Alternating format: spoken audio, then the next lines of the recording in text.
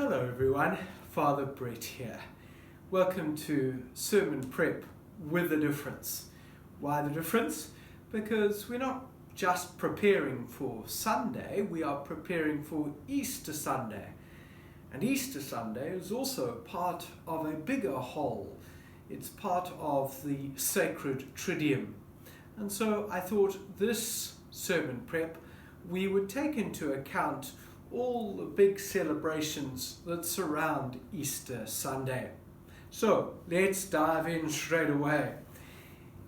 The Easter Triduum begins with the Mass of the Lord's Supper and the washing of feet on Holy Thursday evening. And the readings for that wonderful celebration where we commemorate the institution of the Eucharist and the institution of the priesthood. The first reading is from the book of Exodus chapter 12, verses 1 to 8, and then verses 11 to 14. The psalm is Psalm 116, and the verse we use to respond is, "The cup of blessing is a participation in the blood of Christ." A beautiful response. The second reading is taken from St. Paul's first letter to the Corinthians, chapter 11, verses 23 to 26. And then the Gospel is, of course, from St. John's Gospel, the account of the washing of the feet. St. John doesn't really give us an account of the institution of the Eucharist, the Last Supper. Instead, we have that dramatic recollection of Jesus tying a towel around his waist and kneeling down in front of his disciples to perform the task of a servant, of a slave. So those are the readings. What I have concentrated on in my sermon for Holy Thursday is the meal. That's really important. In the first reading, the book of Exodus, we have the description of the Passover meal. In the second reading, St. Paul writing to the Corinthians, we have a description of the Eucharist as celebrated by the early church.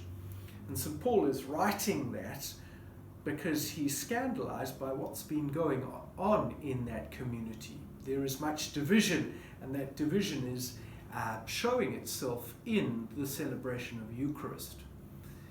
And so it's important then, in light of that, that we reflect on the service of Jesus at his Last Supper. It's not about position and status. The Eucharist is intimately connected with service. And so as we celebrate Eucharist, as we celebrate any meal, we are conscious of the effect of that meal in creating community.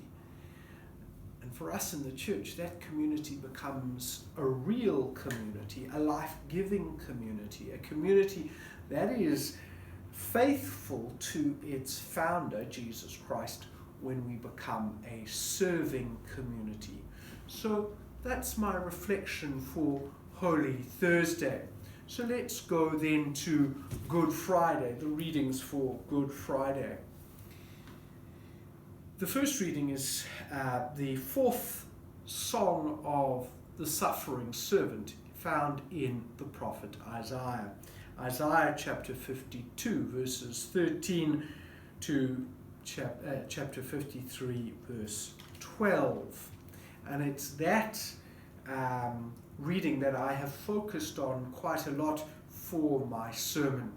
The sermon will look at this suffering, despised, rejected Jesus, Messiah.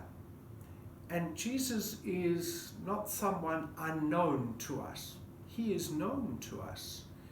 He is someone we have a relationship with. And so his suffering, his pain, his death should touch us. How can we be totally unmoved by the suffering of Jesus? The psalm is Psalm 31, and the response used in that psalm is, Father, into your hands I commend my spirit. And that too is a wonderful response and something that we all need to take seriously. Do we put our lives into God's hands, or do we like to keep some control for ourselves? So that's the psalm. The second reading is from the letter to the Hebrews, chapter 4, verses 14 to 16, and then chapter 5, verses 7 to 9. The Passion is, of course, the Passion according to St. John. And we have been told, just like for Palm Sunday, we cannot read the whole long Passion, and so we will read the shorter version. Okay, that's the reflection for Good Friday. The Vigil, of course, there are a number of readings for the Vigil on Holy Saturday evening, and all those readings are wonderful readings and give us a really good sweeping vision of the history of salvation. And so I will mention them here, and if you are able, it would be really good if you could read these readings and their psalms before the Vigil. We will not read all of them because of the limitations surrounding the COVID regulations. And so we'll just read some. But these are the readings. The first reading from the book of Genesis, chapter 1, verse 1 to chapter 2, verse 2. The psalm is Psalm 104. The second reading is taken from the book of Genesis again, chapter 22, verses 1 to 18. And the psalm is Psalm 16. The third reading is taken from the book of Exodus, chapter 14, verses 15 to chapter 15, verse 1. And the psalm is the song found in that 15th chapter of Exodus. The fourth reading is taken from the prophet Isaiah, chapter 54, verses 5 to 14. The responsorial psalm for that reading is Psalm 30. The fifth reading is also from Isaiah, chapter 55, verses 1 to 11. And the psalm is the song sung in chapter 12 of Isaiah. The sixth reading is taken from the prophet Baruch, chapter 3, verses 9 to 15, and then 32 to chapter 4, verse 4. And the psalm is Psalm 119. The seventh reading is from the prophet Ezekiel, chapter 36, verses 16 to 17, and then verses 18 to 28. And the responsorial psalm is Psalm 42.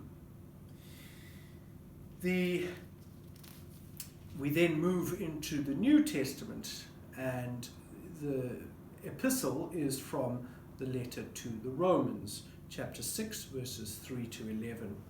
And our gospel for this year at the Vigil is from Mark's Gospel, chapter 16, verses 1 to 7. And I have focused on the little verse that runs, I've got it written here, "He has risen, he is not here. Go, tell his disciples, you will see him." So that's my theme, that's the focus for the gospel. You know, the disciples were scared. They ran away. They were uncertain. And so the effect of the crucifixion of Jesus was dramatic for them. And so those women who come to the tomb, the two Marys, they were frightened. Of course they were frightened. And they recognize, as they look into the tomb and see the angels, that he is risen. He's not there. And these fearful bunch are now, because of the resurrection, turned from disciples into apostles. Men and women who are no longer afraid. Men and women who do go out and tell the good news that Jesus is alive, and that they have seen him. And from that very moment, from that first Easter Sunday, early in the morning, that is what the church has done. Created missionary disciples, apostles, who go out and speak of Jesus. Because Jesus has touched them, the risen Lord has touched them. And that must be our mission. It is our mission still. But we can only do that if we recognize the resurrection in our own life. If we become resurrection people and we see Jesus in our brothers and sisters. So that's my theme for the vigil. Early Sunday morning, Easter Sunday morning, and the two other services that follow are all based on the readings. The first reading from the Acts of the Apostles, chapter 10, verses 34, and then verses 37 to 43.